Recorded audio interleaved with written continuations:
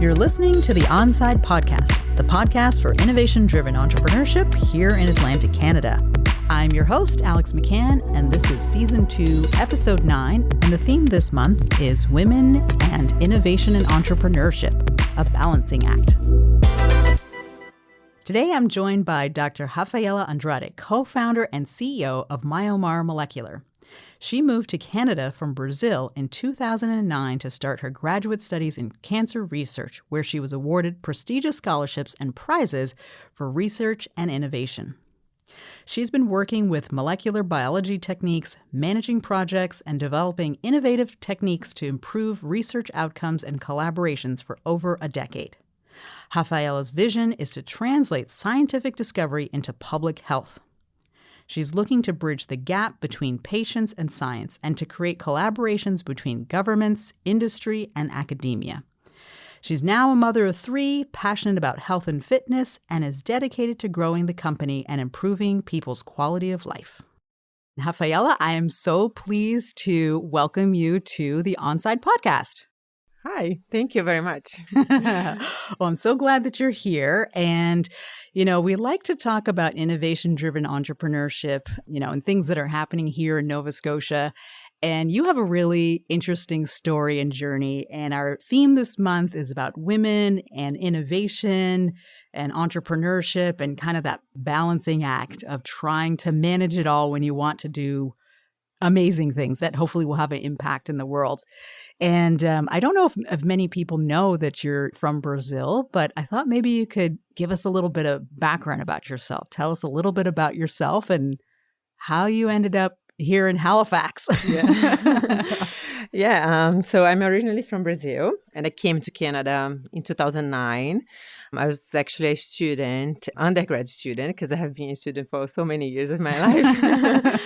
But at the time I came, I was an undergrad student, and I want to learn English better because I spoke very poor English. Oh, wow. And I always want to be like a scientist and do my PhD.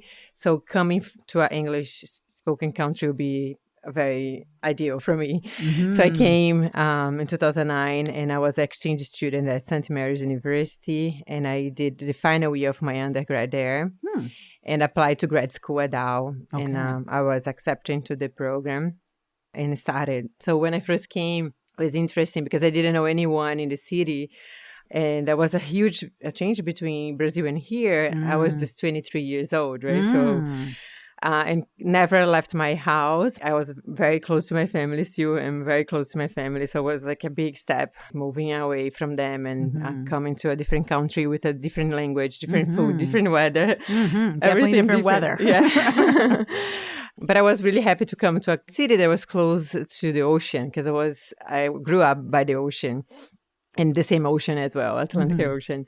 So when I first came, I met my roommate, and it was funny because she tells everyone that she met me on the streets.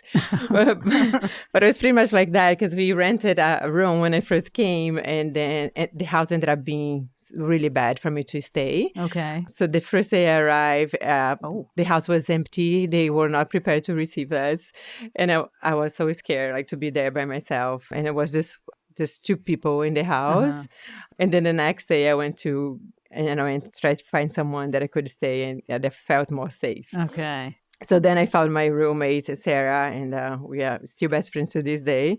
But it was funny because she has a lot of stories to tell about how I mess up my English so much when I first came. A lot of funny stories with soap and soup. Oh. I always mess it up, soap and soup. It's close. I could see that. I could definitely see that. Yeah. But then I started doing my PhD just after I arrived in 2010. What did you do your PhD in? I did my PhD in biochemistry at Dow. And I was studying breast cancer at the time. And my PhD supervisor was very supportive of engaging with community. So we gave a lot of talks to women that were going through breast cancer, survivors, and people also that lost someone. And want to hear about new research and what's the hope for the future, treatments and support. that the community could give to people that were going through the disease. So I was very like intimate with knowing people that were going through the disease, not just studying the disease. And then I became really interested in translational research, where I could use my research to help people in the community translate into something that could help and support people around me. And then just after I finished my PhD, I started becoming more and more trying to find a way to translate my research into society. And the last year of my PhD, I had my first child, and that taught me a lot about resilience and then stick with your goals and decided if I want to pursue my career or not and stay at home as well. So it was a moment that I had to decide, and it was a very challenging year because I had my daughter at the last year of my PhD. So I was writing my thesis at the time. Okay. And it was kind of a battle to take time off from the PhD to focus on my baby. So, and how long had you been working on your PhD? For 4 years, 4.5 years. Yeah. So it's a lot of work and then get to the end. And like, Yeah, exactly. So I said, well, I'm going to finish, but I need some time off, like to deal with like a little baby. And I want to breastfeed as well, her. And it was like something that I always want to do. So it was a struggle for me to breastfeed her in the beginning. So I said, well, if I go through this, I will breastfeed for 6 months exclusively. And then, but I had to go back to the university when she was 5 months old. Oh, yeah. And then now I had to bounce like both my jobs. So did Dal or they gave you some time off to be able to leave, have baby, get yourself kind of back together after you have kids? I don't know if you're ever back together, but so they gave a little bit of flexibility to do that. Yeah, so I had to kind of fight to be out of school for a little while because I had a scholarship, and the scholarship needed to finish at certain date. But because I had the baby, I would have to go and extend the scholarship. So we had to kind of go around a little bit the system to allow me to take a couple months off. Interesting. But then I got a couple months off, and then when I returned to the university, I found someone that was close to the university to watch my daughter. And then I would go to the lab, I would write, and then go back to my friend's house, breastfeed, go back to the lab, and it would be like doing these things for like 3 months at least. Yeah. Wow. That sounds hectic. Yeah. Lab baby. Yeah. And was your friend that was also, was there someone that was your other friend also working in a lab as well, or just? No, she didn't have like a full-time job, so she was home, and then she could like help me with the baby. My husband also had like a full-time job, and we didn't have any family here, so we rely a lot on friends. Right. And then when we passed through that phase, I said, well, I bounced all these things right now. I can do everything. Like I can probably do my career. Like I survived to writing my thesis and breastfeeding a baby. I can focus on my career. I thought, well, that was like a good experience where I learned a lot how to do multiple things at the same time. And then my husband says I'm a professional multitasker because I can do so much at one time, right? So, and I think being a mother developed that side, I think, for me. You kind of became like an octopus where you have like one hand is at the lab, one hand is with the baby, one hand is writing the thesis, studying, doing all of the things all of the time. Yeah. And you kind of train your brain to be able like to multitask and do different things that are completely different from each other. Yeah. So you had one kid, and you decided you finished your PhD, thank goodness, got that kind of out of the way. And then after you finished your PhD, did you continue down the research path? Did you stay with Dal and continue down kind of the research? And was that also with cancer research?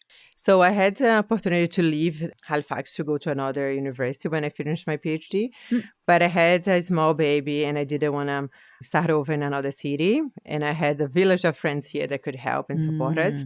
So I decided to stay, and I changed labs, and I also completely changed my research too. Oh, interesting. So I was studying breast cancer during my PhD, and I switched to muscle diseases for my postdoc fellowship. And right after my PhD, I started a postdoc fellowship. Oh, wow. And what, maybe we talked about this before, what made you do this switch? Like, how did you decide to, I mean, obviously, you know, breast cancer research and working with the community is very engaging. And, you know, there's a lot of people who really need work done in that area. So it's a huge field. Yeah. What made you try to think about doing something a little different? So first, I want to like change a little bit my main focus on the research. I want to like change the subject, change a little bit my subject to another field to learn more about other fields as well. But also in my personal life, being pregnant, I gained a lot of weight during my pregnancy. So I gained over 60 pounds in my pregnancy, and I became really aware of like fitness and wellness and eat better, healthy lifestyle. And then I became really interested into fitness and wellness, and then studying muscle kind of falls under that too.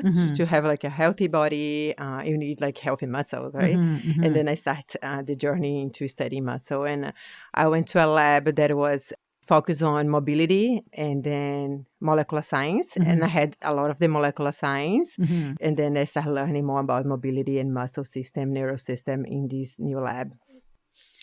So when I started studying that, I didn't know how that could be commercialized at all, but I just like continued doing my research and think about next steps of my career.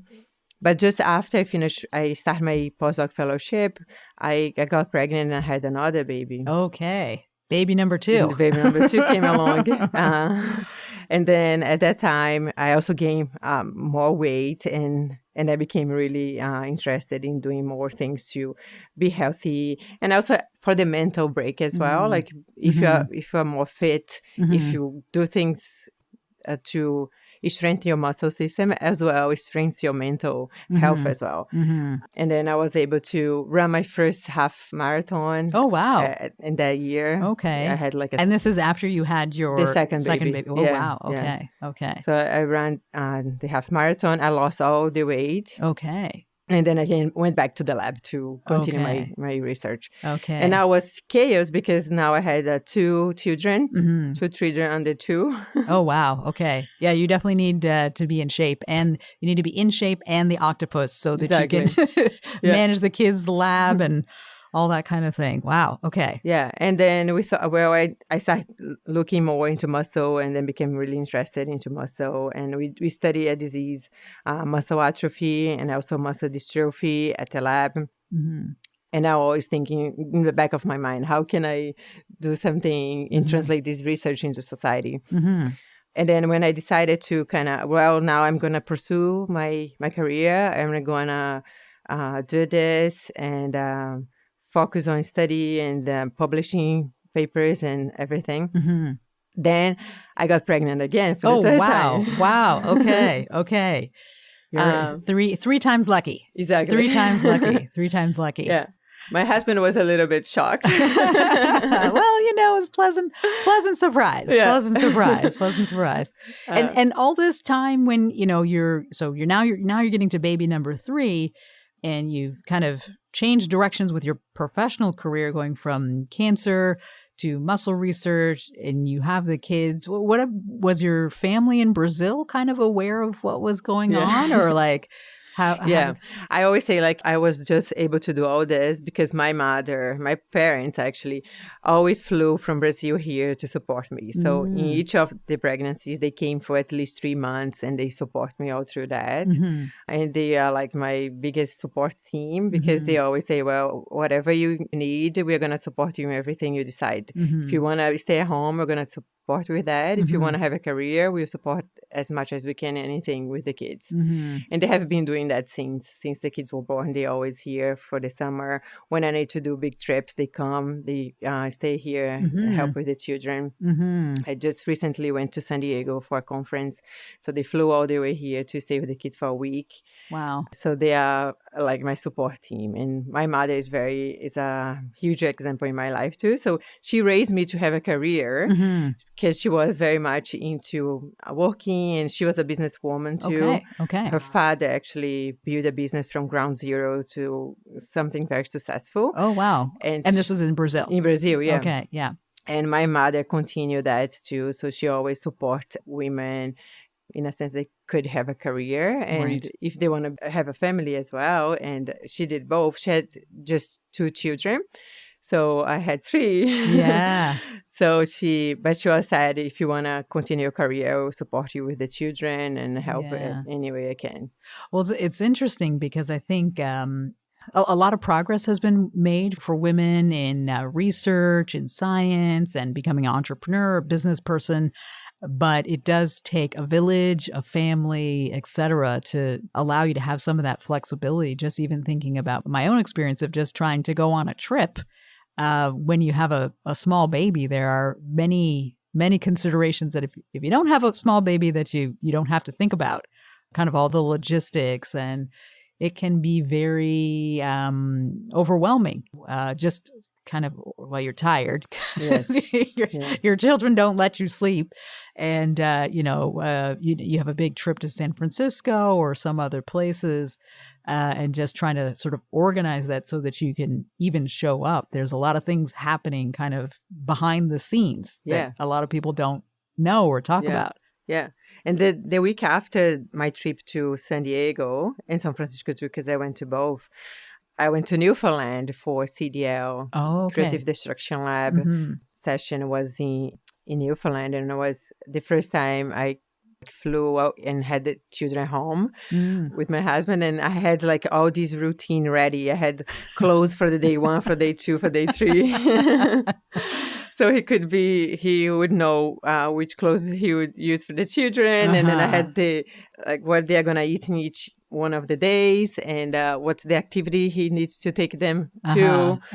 Because that all fall into the mother, right? So I'm all the time driving the kids around for so many activities and things. So so it has to be really well planned. So everything in my life is really, really well planned. If not, I cannot roll. Right? So so I think like having a very good routine helps me a lot with having multiple jobs. Yeah. And you said your mother was she a business person as well? She worked for your grandfather's company, and so she was kind of your role model of kind of how to do things, or that it was even possible, or so my grandfather has a very interesting story because he came out of poverty and then started a business from ground zero, selling pots and pans from house to house. And then he would go to house and sell those pots and pans. And then he saved some money, went and bought more pots and pans, and then started slowly his business career, to the point that when he died, he had early stage Alzheimer's, and he died when he was 56, which is very young. Yeah. But when he died, he owned more than 10 stores, and he had like a furniture business that was very well known in the city. Everybody knew him as a very successful businessman. And he didn't have any education. He had no education at all, because he went to school just for a couple of years. He knew how to write his names and do some basic math, but that was it. Interesting. And he also thought that, like, the way he taught my mother was that if you work hard, you're going to accomplish things. And maybe like in the past, that was like the truth. You need to work really hard to accomplish things. And today, change a little bit. You also need to have an education. You need to have like a broad knowledge of different things. And that's important too. And my mother never had the opportunity to study. So she finished high school, but that was it. And he didn't influence her to continue into studying because he thought hard work was the most important thing. Interesting. So she started working with him when she was 13 years old. Oh, wow. And she was the one that he trusted the key for the stores, and she would open the stores really early in the morning. And she was like this business person. So growing up, we had people helping in the house too, so she would be able to work. And then she's a very successful businesswoman too, in a completely different business than mine. Yeah. Well, that's actually really interesting. Thank you so much, first of all, for telling me this story about your grandfather and how he started a very small kind of business and grew it and grew. I mean, that sounds pretty amazing, actually, to end up with all of these stores and to have a business that is successful and can pass on to the next generation. Like, I think we know that like more than 50% of all small businesses just, end in Disappear, disaster within the first year or two. So that's quite an accomplishment. And, to have your mom come on and get some additional, basically on the job training to operate and manage as a woman all of these businesses is pretty impressive. Yeah.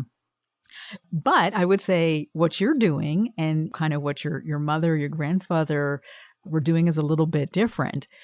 Do you guys ever talk about, you're kind of on I'd say the innovation based or the research based or translating research, super sciencey side of things compared to a brick and mortar kind of business. Do you guys ever talk about that, or does your family understand kind of what you're up to? Or they're just like, we love you, you're far away, we'll support you, you do whatever.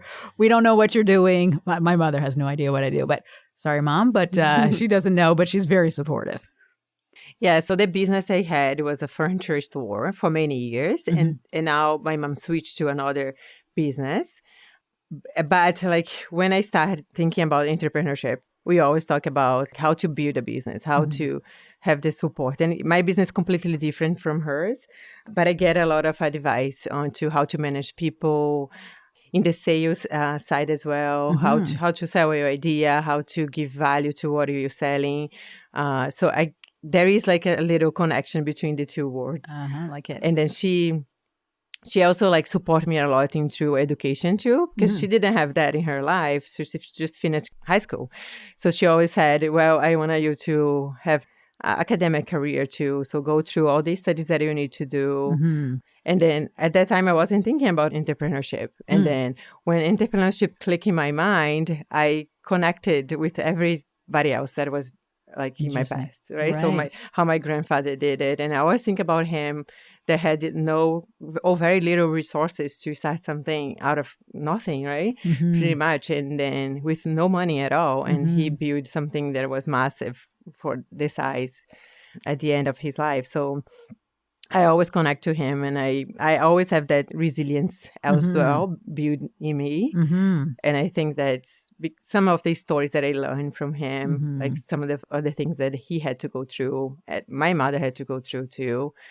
And then I always connect to the experience that I heard from how they lived and how they built their own business. Even though it's completely different from mine. Yeah. No, that's interesting. In my family, we have this motto. It's just kind of like, it's not on a crest or anything, but it's like persevere and protect. So protect your family and just keep persevering. It's not quite the same as resilience, but it's just this like, just no matter what, just kind of keep going. And I imagine for your mother, your grandfather, or even for yourself, you have to have this thing in you that just says just keep going, even if it's tough. Yeah, my mom always says, like, if you don't have the courage to try, you never will leave that stage where you are. So you have to have the courage to try. And if you fail, it's okay. At least you tried. And then you continue moving forward because you learn. But if you never have the courage to do something about it, you always will spend your life thinking, what if, right? So she always says that you have to try everything you can. And doors will open. And doors have been opening for me, like, since I started the business. Yeah. So it's been good. That's great. Do you think, since our theme is around women and entrepreneurship and that sort of balancing act, do you think that it's been a difficult journey to become an entrepreneur? And I know we'll talk about that a little bit later, but do you feel like, have you had to make additional sacrifices to go down this path? I mean, it sounds like you have a lot of support, so that sounds great, but has it been a difficult journey? Yes, for sure. Like when I start talking about translating my research into society, so the lab I was working on in my postdoc fellowship, they did basic science, but they really didn't have the drive to do commercialization or translational research. They just want to do basic science, which is fine. But I want to do something else. So when I start talking about like commercialization and moving away from academia and do translational research, I had a little bit of a resistance, like from the people that I was working with, because they didn't know how to do that. So it was like a different conversation completely away from basic research. And then I had to kind of learn my way through because I didn't have any business people around that could teach me entrepreneurship and biotech industry. So then it's when I started doing a lot of the programs at Dow to learn how to be an entrepreneur and how this idea would translate into something that would be commercializable, I guess. And I also had a little bit of resistance on the side that I was a mother, and a lot of people have that as positive, but also negative if you are a scientist, because a lot of there is things are changing right now, but there is also high expectation, and people usually think that if you have children, it's hard to meet those expectations.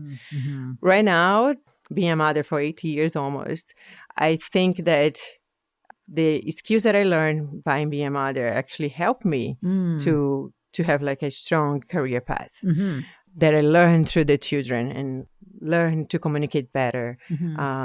In my social skills, my soft skills are much improved because I am a mother.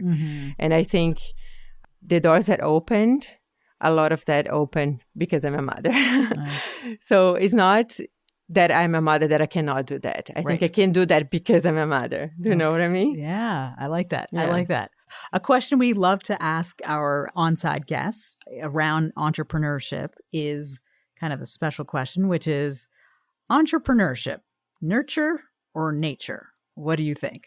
I think he's both. For me, it's both. Okay. Because I think he's nature. I had a lot of, I told you about my family story. So I think, I think it was like deep in my heart that I needed to be an entrepreneur. And when I started the journey, I felt that click on me, like almost like this is my path through life, right? And then clicks on you right away. I didn't think that it was ever going to happen, but when it happened, I said, yeah, this is my path.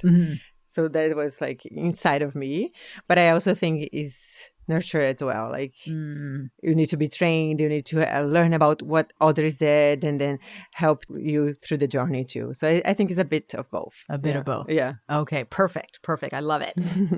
Well, I just wonder if you have any advice. So if there are sciencey young women who are out there who are trying to decide kind of, I guess, like you were, can I do both? Can I have a family? Can I pursue research? Can I, what can I do? What do you have any thoughts or suggestions? Reflections? So you always have to think where you want to go, right? Where do you want to go? How much do you want to risk or how much do you want to take on? You always have to think about that. Do you want to experience a new life? Do you want to be creative, innovative enough to accept all those changes and live with changes? Because entrepreneurship is changes, right? A lot of things change all the time. Are you a person that's work well with changes? And if you want to discover this new world of creation and innovate and sparkle your eyes just with an idea that it can change people's life, then I say take the shot, right? Try. Jump off the cliff. Right? Don't stand on the sidelines. No. Just take a leap. Jump. Just take a leap. Take a leap.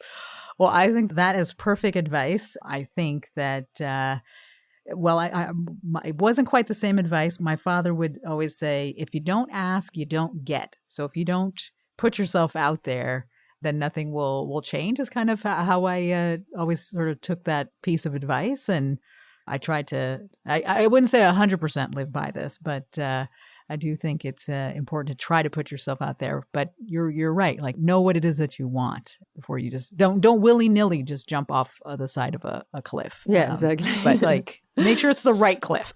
Yeah, exactly. And then try different things too. I did try different things and then had good conversations with different people too, which helped to open my mind to what's the opportunity is like, right? I actually talked to so many people about my business before we incorporate the business. And that helped a lot to see the different revenues and different opportunities and values that we could achieve moving forward. And it's just about that. If you start talking, you'll be surprised of how many people you're going to find that just like you. And there is a very interesting conversation that we can have too about how my co-founder and I started a business too, because it was from... Yeah. Well, we'll have to have our on-site podcast guests stay in touch with us to hear that next episode, because we are going to talk about the creation of your company, and that one will be in our next episode. But for this time going around, I want to thank you for joining us with the On-Site podcast. If folks want to learn more about you and your company, and how can people find out more about you or get in touch with you? What's the best way to do that? So LinkedIn always. I'm always active on LinkedIn. The company also has a website. It's myomarmolecular.ca. Hope everybody can spell that properly, but yeah, Myomar with Y-M-Y-O, Mar, and molecular.ca. Okay, well, that sounds great. We'll have everybody try to check that out. And I'd really like to thank Communities, Culture, and Heritage for your support. We're so grateful for your support in helping us make this podcast. For anyone who's interested in the On-Site podcast, you can listen to us on all the usual stations, and you can check out our website, which is onsidenow.ca. Thanks, everybody. This has been a Podstarter production.